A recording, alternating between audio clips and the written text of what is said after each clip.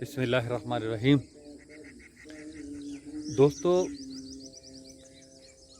2001 کو امریکہ کے world trade centre پر حملہ ہوا جہازوں کے ساتھ۔ ہزاروں لوگ مارے گئے اور قطع نظر اس کے کہ وہ کس نے کیا، کیا مقاصد تھے، اگر اس کے مقاصد کی طرف دیکھا جائے، غور کیا جائے تو افغانستان کو تباہ و برباد کرنا اور خصوصاً پاکستان کے نظام کو بدلنا، اس پر قبضہ کرنا معلوم ہوتا ہے، کیونکہ 2001 میں جب حملہ ہوا تو فوری طور پر اس کے بعد پاکستان میں جو اتھل پتھل ہوئی اور ایک طرف اتنا بڑا حملہ تھا اور ساری توجہ لوگوں کی اس طرف تھی، اور اس کی آڑ میں پھر خاموشی سے ہمارا سارا نصاب بدلا گیا۔ نظام امتحان کو بدلنے کا منصوبہ بنایا گیا اور 2003 میں پوری شد و مد کے ساتھ، پوری طاقت کے ساتھ منصوبہ بندی کو روح بعمل لاتے ہوئے اس پر عمل درآمد شروع کر دیا گیا۔ بہت ساری NGOs آئیں پاکستان میں۔ جو سب سے پہلا کام کیا گیا، جو محاذ چنا گیا، جس پر انہیں معلوم تھا، پتہ تھا کہ سب سے کم مزاحمت کا سامنا کرنا پڑے گا، وہ سائنس کا محاذ تھا۔ وہ سمجھا گیا کہ سائنس اردو میں نہیں پڑھائی جا سکتی۔ یہ سب سے پہلا انہوں نے غلط فہمی اپنے جو ٹریننگ، پھر جو نیا نصاب تھا اس کے مطابق ٹریننگ دینا شروع کی گئی، اور اس میں یہ سب سے پہلے کہ ہم ضیاء الحق دور کی جو باقیات تھی، وہاں جو کام ہوا وہ سارا ختم کریں گے، اور انلائٹن ماڈریٹ کا لفظ بڑا استعمال ہوا کہ اس کے مطابق ہم نصاب بنائیں گے، نظام تعلیم وضع کریں گے اور ان اثرات کو زائل کریں گے جو ضیاء الحق کے دور میں پیدا ہوئے۔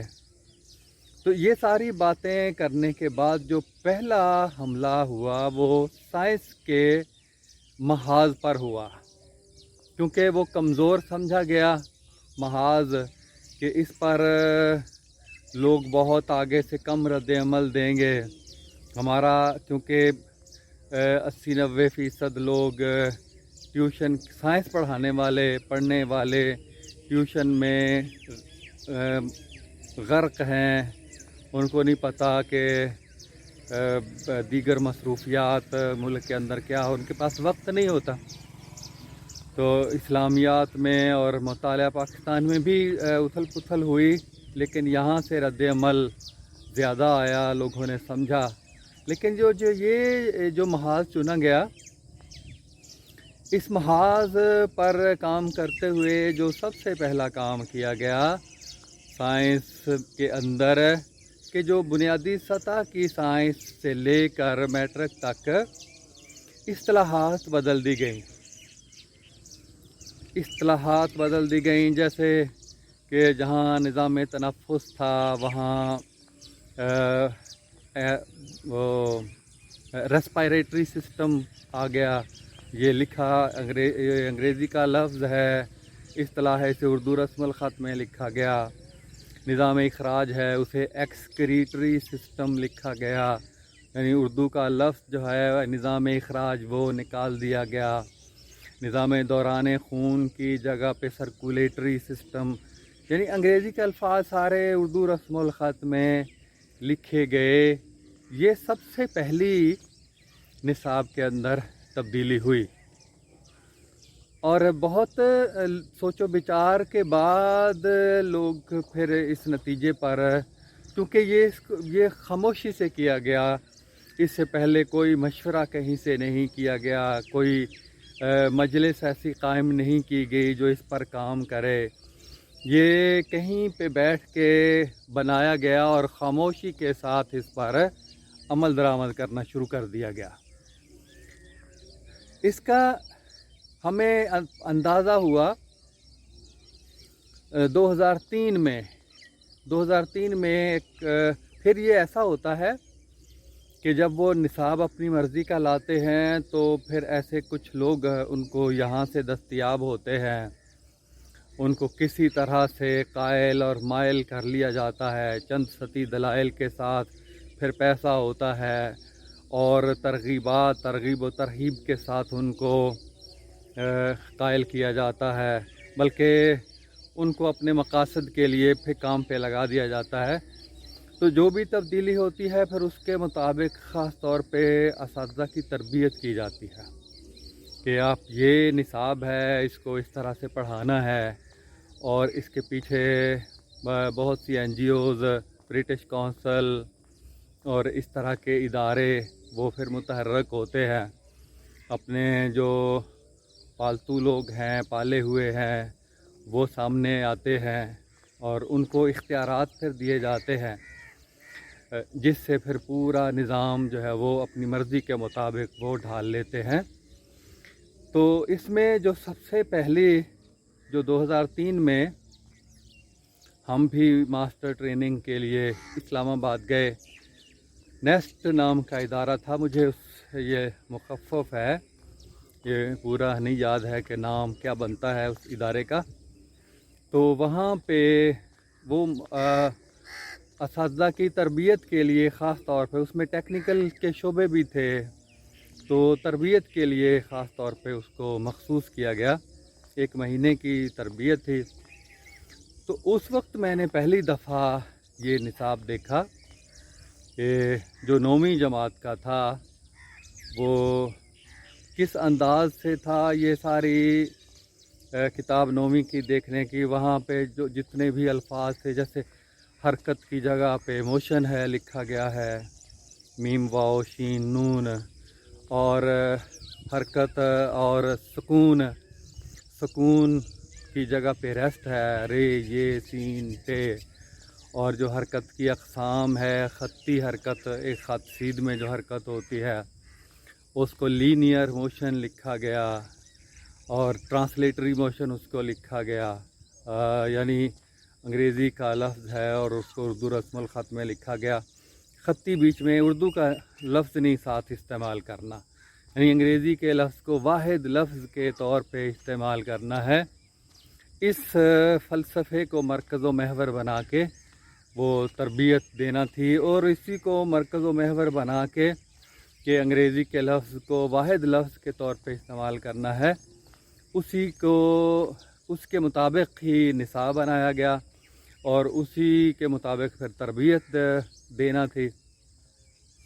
تو خیر یہ تو میں الحمدللہ وہاں پہ جتنے بھی لوگ تھے ہمارے پورے پنجاب سے آئے ہوئے تھے، ہم نے دلیل کے ساتھ سب متفق تھے کہ یہ نصاب جو ہے وہ بہت ہی فضول اور اس کو خاص مقاصد کے لیے لایا گیا ہے تاکہ رٹا پروان چڑھے، سمجھ کم سے کم آئے، لکھنا پڑھنا سمجھنا اور اپنے الفاظ میں اس کو بیان کرنا، سب کچھ اس کے لیے مشکل ہو جائے گا طالب علموں کے لیے، اور اساتذہ کو پڑھانا بھی مشکل ہو جائے گا۔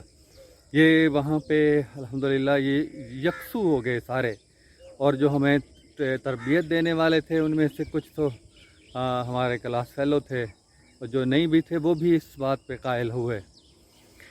تو پھر یہ ٹریننگ کے بعد جب میں گھر آیا، اگلے سال کی بات ہے، پھر ایک جگہ پہ میں نے 2 جگہ پہ ٹریننگ بھی دی، بہاڑی میں 1 مہینہ، جو SST تھے، SS تھے، ہیڈ ماسٹر صاحبان تھے ان کو، پھر ٹیبہ سلطان پور میں پرائمری سطح کی بھی تربیت دی اساتذہ کو، تو ہم نے تو پوری کوشش کی اس کے خلاف، پھر لوگوں کو سمجھایا اس کے مقاصد کیا ہیں. پھر بہت جگہ پہ میں گیا، وہاں جہاں ٹریننگ ہو رہی تھی کئی سالوں تک، پھر میں خود نہیں کروائی، پھر میں جہاں جہاں مجھے پتہ چلتا وہاں ہو رہی ہے وہاں پہ لیکچر دیتا، اور اس کے جو تباہی اس کی وجہ سے جو ہوگی اس سے لوگوں کو آگاہ کیا. تو یہ 2004 میں پھر میرا بیٹا یہ 5ویں جماعت میں تھا اس وقت. تو 5ویں جماعت کی کتاب اس طرح سے تبدیلی اس طرح سے آئی کہ پہلی جماعت سے لے کر چوتھی تک تبدیل کر دی گئی ساری اصطلاحات 2003 میں، اور 4 میں پھر 5ویں بھی، اور اس کے بعد پھر 6ٹھی 7ویں کی 2003 میں تبدیل کر دی گئی یہ اصطلاحات، اور 8ویں کی پھر 2004 میں. 2004 میں پہلی سے 8ویں تک مکمل، اور 2003 میں 9ویں کی تبدیل کر دی گئی، اور 2004 میں 10ویں کی بھی کر دی گئی. یعنی 2 سال میں ساری اصطلاحات، کوئی تدریج، کوئی درجہ بدرجہ ان کو بدلنا ہے ایک ایک کلاس کو. یہ بھی خیال نہیں رکھا گیا کہ فوری طور پر ایسے جیسے ہنگامی صورتحال ایمرجنسی میں یہ سارا کام کر دیا گیا. تو 2004 میں جو 5ویں جماعت کی کتاب تھی، بیٹے سے میں نے کہا بیٹا آپ کتاب لاؤ، آپ بستہ میں آپ کو پڑھاؤں کچھ. تو بستہ لے کے آیا اپنا، اس میں نے کہا بیٹا سائنس کی کتاب نکالو ذرا. اس نے سائنس کی کتاب نکالی، تو اس میں سبق تھا. کہاں سبق ہے آپ کا ابو؟ یہ ہے سبق. تو اس صفحے میں 3 الفاظ، 3 اصطلاحات تھیں، 3 الفاظ تھے جن کو میں بتانا چاہتا ہوں کہ کس طرح سے بچے کو اس کو نفسیاتی طور پر ان 3 الفاظ نے کیسے الجھا کے رکھا ہے. پہلا لفظ تھا ہربی وورز. ہربی وورز مطلب سبزی خور اس کی جگہ سے پہلے ہوا کرتا تھا. تو یہاں ہربی وہ ہے رے بے یہ، وورز واؤ رے زے، یہ ہربی وورز اس طرح سے لکھا گیا. تو اس کو پھر ہربی وورز کے ساتھ انگریزی میں بھی ہربی HERB لکھا گیا، یعنی پہلے لفظ کے طور پہ انگریزی کا لفظ اردو رسم الخط میں لکھا گیا. تو میں نے بچے کو بلایا، میں نے سمجھایا، میں نے کہا بیٹا یہ ہربی وورز کا مطلب ہے سبزی خور، یا سبزہ خور بھی کہہ سکتے ہیں ہم، اور ہم نباتات خور بھی کہہ سکتے ہیں، چارہ خور بھی کہہ سکتے ہیں، پٹھے خور بھی کہہ سکتے ہیں، کچھ بھی ہم کہہ سکتے ہیں. یہ سارے الفاظ ہیں، اتنے سارے ہمارے پاس ہیں. تو جو بھی ہم لفظ استعمال کریں گے وہ صحیح ہوگا. تو اس میں بچے کو سمجھ آ گئی بھی ابو اس کا مطلب یہ ہے. ٹھیک ہے. میں نے کہا کون کون سے جانور پھر یہ چارہ کھاتے ہیں، سبزہ کھاتے ہیں؟ تو اس نے فوری بتا دیا یہ بھینس ہے، یہ گھر میں بھینسیں گائے بکریاں ہوتی ہیں، تو یہ بھینس ہے، یہ بکری ہے، یہ گائے ہے، اور یہ گھوڑا ہے، یہ گدھا ہے. تو یہ اس نے بہت سارے جانوروں کے نام گنوا دیے کہ کیونکہ اس کے مشاہدے میں اور تجربے میں یہ ساری چیزیں تھیں. اور لفظ ایسا تھا جو اپنے معنی خود دیتا ہے، جو اردو کے الفاظ ہیں سارے. تو اس سے لفظ بولتے ہی پتہ چل جاتا ہے کہ اس لفظ کا مطلب، اس کی تعریف کیا ہو سکتی ہے. تو اس کو سمجھ آ گئی. پھر یہ ایک لفظ پھر آیا تھا، لفظ ایک کارنیورز لکھا ہوا تھا، کاف الف کار اے نون چھوٹی نی وورز، بریکٹ میں کارنیورز انگریزی میں لکھا تھا. تو بچے کو میں نے سمجھایا بیٹا اس کا مطلب ہے گوشت خور، جو گوشت کھاتے ہیں جانور. تو کون کون سے ہیں جانور جو گوشت کھاتے ہیں؟ تو اس نے بتایا کہ ابو یہ کتا گوشت کھاتا ہے، بلی گوشت کھاتی ہے، شیر گوشت کھاتا ہے، چیتا گوشت کھاتا ہے، وغیرہ وغیرہ. جن کی مرغوب غذا گوشت ہے. تو اس نے بتا دیا، اور لفظ اپنے معنی بھی خود دیتا ہے، گوشت خور اور کارنیورز. آپ گوشت خور اور سبزہ خور یا چارہ خور ان پڑھ کسی کسان سے پوچھے آپ، وہ فوری بتا دے گا. اور یہ اس نے بھی یہ سمجھ آ گئی، ابو سمجھ آ گئی ہے مجھے. اس کے بعد پھر تیسرا لفظ تھا اومنی وورز، ہمہ خور، ساری چیزیں جو جانور کھا جاتے ہیں. تو میں نے کہا بیٹا یہ اومنی لکھا تھا، الف واو میم نون، یہ اومنی تھا، ہمہ خور نہیں لکھا تھا، پہلے ہمہ خور ہوتا تھا. تو یہ اومنی وورز پہلے لفظ کے طور پہ اردو میں لکھا اور اس بریکٹ میں پھر وہ لکھا. اور یہ نہیں کہ ہر جگہ وہ بریکٹ میں انگریزی میں لکھا، بہت ساری جگہوں پہ پھر یہ واحد لفظ کے طور پر انہوں نے لکھا وہاں پہ. اور یہ میں نے کہا بیٹا یہ سب سے بڑا جو ہمہ خور ہے وہ تو انسان ہے. تو اور پھر میں نے ساتھ یہ بھی بتایا کہ یہ جو جانور ہیں نا، یہ جو سبزہ کھاتے ہیں، سبزی خور جانور ہیں، ان کے دانت چپٹے بنائے ہیں اللہ میاں نے، چپٹے، کیونکہ انہوں نے صرف چارہ ہی کھانا ہوتا ہے. ان کو گوشت جیسی سخت چیز کو توڑ کے کھانے کی ضرورت نہیں ہوتی. تو ان کے دانت نوکیلے نہیں چپٹے ہوتے ہیں، یعنی چارے جو کچھ اس نے کھانا ہوتا ہے اس کے حساب سے بنائے گئے ہوتے ہیں. گوشت خور نوکیلے تیز دانت ہوتے ہیں جو گوشت کھاتے ہیں، کیونکہ انہوں نے گوشت کو توڑ کے کھانا ہوتا ہے. تو یہ ٹھیک ہے، سمجھ آ گئی. اور جو ہمہ خور ہے انسان، اس کے آپ دیکھیں کہ سامنے والے دانت تیکھے بھی ہوتے ہیں، کچھ نوکیلے بھی ہیں، اور یہ داڑیں چپٹی بھی ہیں. تو یعنی ہم گوشت بھی کھاتے ہیں، ہم چارہ بھی کھاتے ہیں. تو میں نے کہا چارہ ہم بھی کھاتے ہیں. اب وہ حیران ہوا بچہ کہ ابو ہم چارہ کیسے کھاتے ہیں. میں نے کہا بھائی بیٹا آپ ساگ نہیں کھایا کبھی آپ نے؟ تو ساگ تو چارہ ہی ہوتا ہے، آپ دھنیا نہیں استعمال کھاتے. ہاں میں کہا بیٹا وہ بھی چارہ ہے، پودینہ کھاتے ہیں وہ بھی چارہ ہے، کئی اور چیزیں ہیں سب ہری، وہ پکا کے کھاتے ہیں، پتے بہت ساری چیزوں کے وہ پکا کے کھاتے ہیں. تو یہ سبزی خور یہی چیز جو ہے وہ جانور بھی کھاتے ہیں، ہم بھی کھاتے ہیں، ہم گوشت بھی کھاتے ہیں. تو ہم ہمہ خور ہیں، ساری چیزیں کھا جاتے ہیں. تو سب چیزیں کھا جانے والے، ہمارے دانت چپٹے بھی ہیں، نوکیلے بھی ہیں.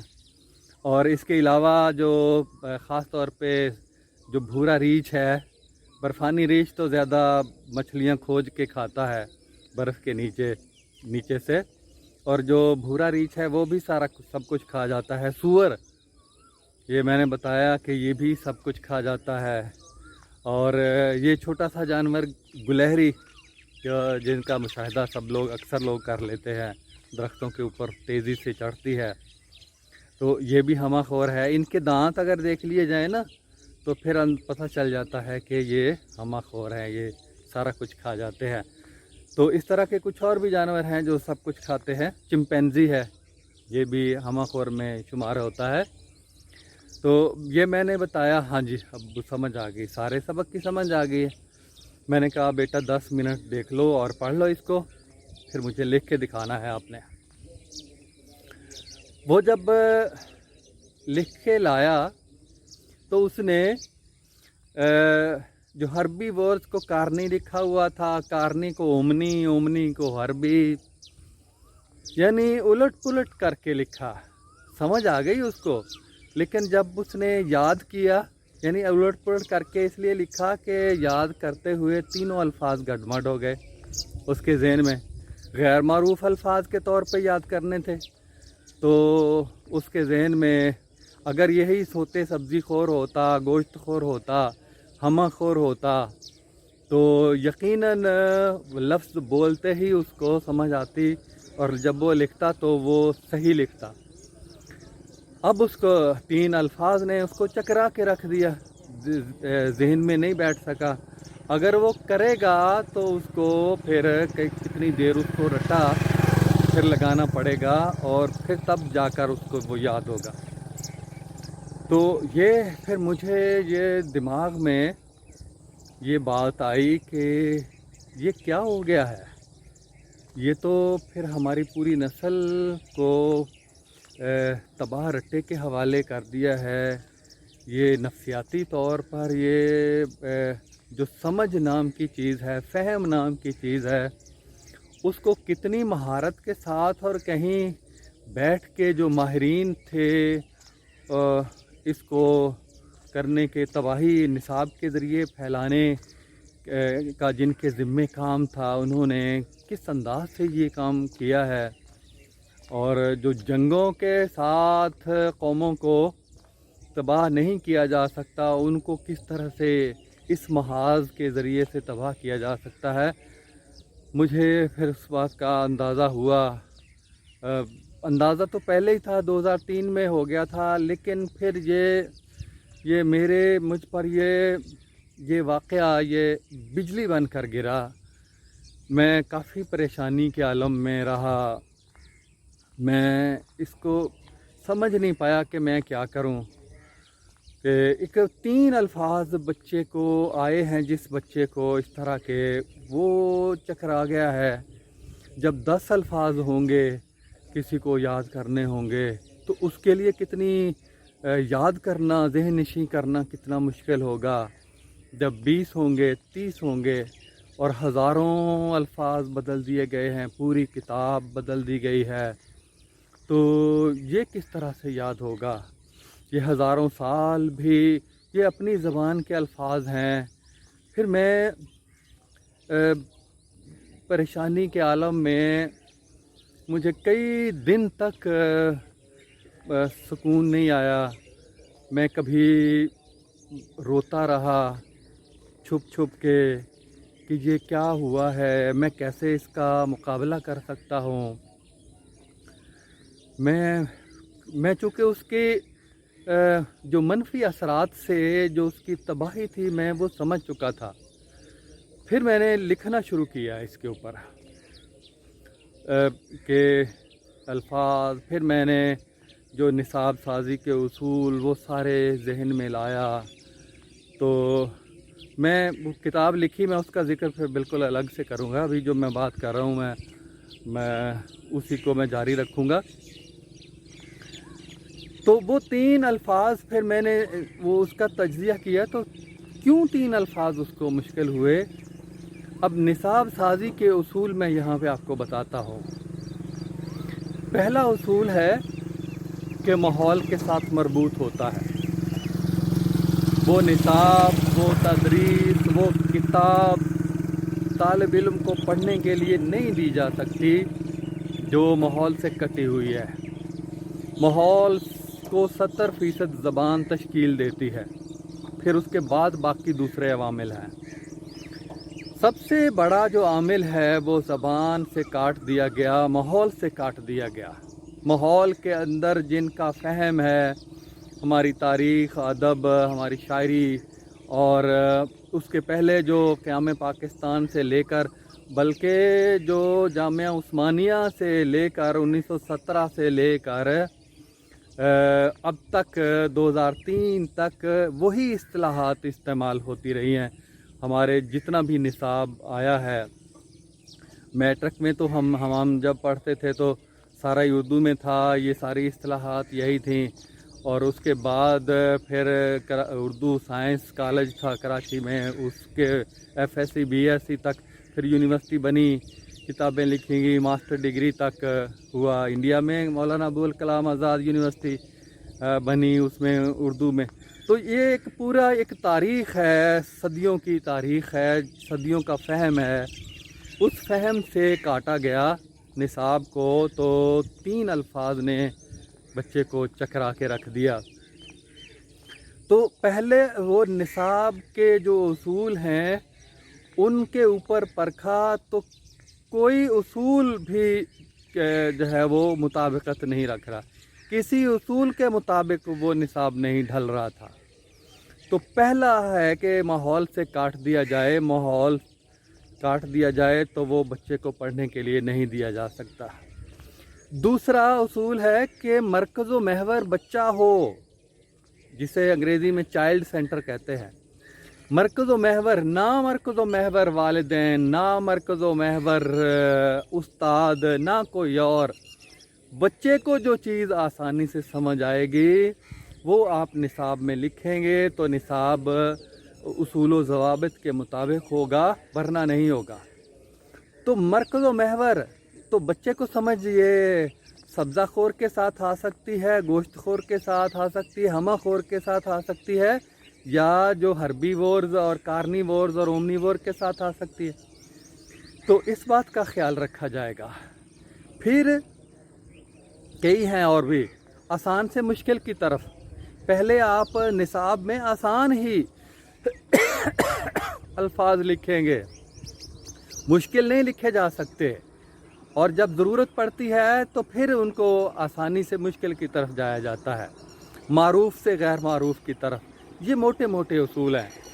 تو اس کا مطلب یہ ہے کہ دیکھتے دیکھتے خاموشی سے جو تمام اصول و ضوابط ہوتے ہیں نصاب کے، ان کو سامنے نہ رکھتے ہوئے، ان کو نکال باہر کرتے ہوئے یہ نصاب وضع کیا گیا، جو 2003 سے لے کر اب تک چل رہا ہے. یعنی اردو میڈیم، اب دیکھیں نا، اردو میڈیم کے بعد انہوں نے انگلش میڈیم کر دیا. تو اگر یہ اتنا ہی اچھا تھا تو پھر انگریزی میں کیوں بدل دیا؟ اسی کو جاری رکھتے. میرا 2004 میں یا 2005 میں یہ پہلے زبیدہ جلال تھی وزیر تعلیم وفاقی، پھر احتجاج ہوا، کچھ قرآنی آیات نصاب سے نکالی گئیں ان پر، اور کچھ اسباق تھے اس پر بڑے پیمانے پر ہوا احتجاج. تو انہوں نے وزیر بدل دیا، جاوید اشرف قاضی لے کر آئے. مقاصد وہ بھی وہی تھے، ایسے لوگوں کو طفل تسلی دینے کے لیے یہ ایسا کیا گیا. تو اس وقت سے لے کر اب تک چل رہا ہے، اور اب پتہ چلتا ہے کہ مسلسل اس دور میں جو سامراجی ایجنٹ ہیں وہ ہمارے نصاب ساز، جو تربیت دینے والے ادارے ہیں، امتحان سب پر وہ قابض ہیں، پالیسی پر.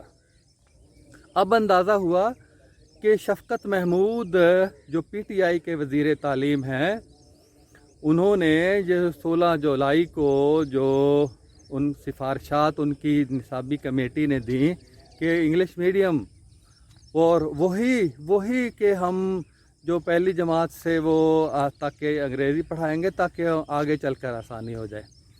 یہ وہی جو پرانی شراب تھی وہ نئی بوتلوں میں بھر کے دے دی. تو اندازہ ہوا کہ ایک دفعہ وہ جس چیز کو بدل لیتے ہیں اس پر وہ پہرا دیتے ہیں، اور پورا نظام اس کے مطابق پھر وہ ڈھالتے ہیں، بدلتے ہیں.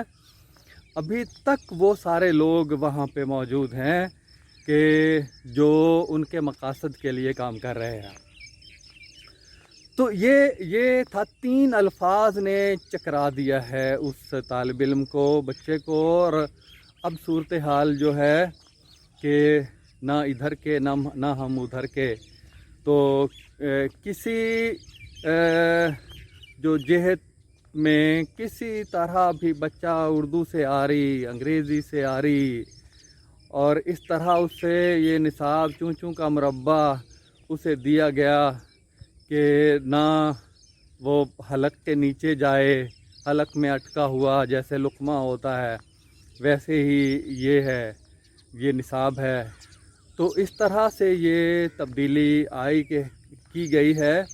اور اب بھی یہ دوسرے آپشن کی پہلے یہ کوشش کریں گے کہ انگلش میڈیم میں ہو، تاکہ بنیادی سطح پہ ہی ساری صلاحیتیں، اور غربت اس وجہ سے پیدا ہوتی ہے. اب دیکھیں کتنی والدین کو ٹیوشن پڑھانا پڑتی ہے، اکیڈمیوں میں مارے سمجھ پھر بھی نہیں آتی.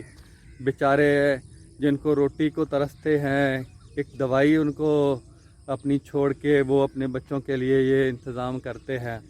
یہ میں کہتا ہوں یہ عمران خان کو پتہ نہیں کیوں اس بات کی سمجھ نہیں ہے. ایسے لوگ ہیں ہی نہیں ہیں کابینہ کے اندر جو اس نیج پہ سوچیں کہ سب سے زیادہ غربت اس وجہ سے پیدا ہو رہی ہے. تعلیم کے نظام تعلیم کا ہے، معیشت بھی اسی وجہ سے، ہر نظام کو یہ غذا دیتا ہے. تو یہ موضوع اصطلاحات کا موضوع بہت لمبا ہے، میں نے اس پر بہت کام کیا ہے الحمدللہ، تو اس کو ہم جاری رکھیں گے۔ یہ ابتدائی سطح پہ جو کچھ جس طرح سے ہوا، جو کچھ ہوا، اور میرا خیال ہے کہ یہ چند باتوں سے بہت ساری باتیں آپ کے ذہن میں واضح ہو گئی ہوں گی۔ تو انشاءاللہ ان کو میں ساری پہلے تو میں جو پہلی جماعت سے 8ویں جماعت تک کی اصطلاحات ہیں اس پر میں نے ایک لغت بھی لکھی ہے، بنائی ہے، ان سارے الفاظ کو میں سمجھاؤں گا قسط وار، اور بتاؤں گا کہ یہ انگریزی کے الفاظ جو دیے گئے ہیں وہ ان کے لیے ان کی مدد سے سمجھنا آسان، یا اردو کے ان کا میں منبع ماخذ استعمال کہاں ماحول میں ہوتا ہے، شاعری میں کہاں ہوتا ہے، تو وہ سارے الفاظ جب ماحول کے ساتھ ان کو مربوط کر کے دیکھا جاتا ہے تو سب کا فہم، صدیوں کا فہم ہمارے ماحول کے اندر ہے ان کا، تو اس سے کاٹا گیا ہے ہمارے نصاب کو۔ تو یہ ترتیب کے ساتھ ہم پھر انشاءاللہ بہت ساری چیزیں میرے ذہن میں ہیں، پہلے بھی بہت سی بنائی ہیں کہ چیلنج کے طور پہ پڑھا کے دکھایا ہے کہ یہ جملے فقرے ہوں، اس طرح سے پڑھایا جائے، جو تعلیم و تدریس کے اصول ہیں ان کے مطابق۔ تو انشاءاللہ العزیز یہ کام جاری رہے، یہ جنگ ہے ہماری، اور جنگ یہ اس وقت تک جاری رہے گی جب تک سانس جسم کے اندر سانس ہے، جب تک جسم کے اندر جان ہے، اور جب تک اللہ تعالیٰ توفیق دے گا تو یہ، اور انشاءاللہ کامیابی ہمارا مقدر ہے۔ وہ وقت جب پاکستان میں آ گیا، اس کا نصاب ٹھیک ہو گیا، پہلی سے ماسٹر تک، پی ایچ ڈی تک اردو میں ہی ہم نے پڑھانا شروع کر دیا، تو پھر وہ سپر طاقت بننے سے پاکستان کو کوئی نہیں روک سکتا۔ یہ میرا ایمان ہے، اور اس ایمان کو لے کر جو ہے وہ ہم نکلے ہیں، تو انشاءاللہ کامیابی نظر آتی ہے۔ اس میں مشکلات ہو سکتی ہیں، اس میں جو ہمارے بہت سے شفقت محمود جیسے لوگ یہاں پر موجود ہیں، یہ پینترے بدل کر کبھی کسی میں چلے جاتے ہیں، کبھی کسی میں چلے جاتے ہیں، بہت سارے ایسے لوگ ہیں، ان کا صفایا ہونے کو ہے، بس یہ آخری سانس یہ لے رہے ہیں، اور اب قوم بہت پہلے کی نسبت بیدار ہے، تو اب ہم انشاءاللہ ان کو چھوڑیں گے نہیں۔ ایک تو ان کو کیفر کردار تک پہنچانا ہے، اور اپنے نصاب کو ہر قیمت پہ جو ہے وہ اپنے قومی مفادات کے تابع بنانا ہے، تو یہ کوئی نہیں اب طاقت ہمیں روک سکتی اس سے، انشاءاللہ العزیز۔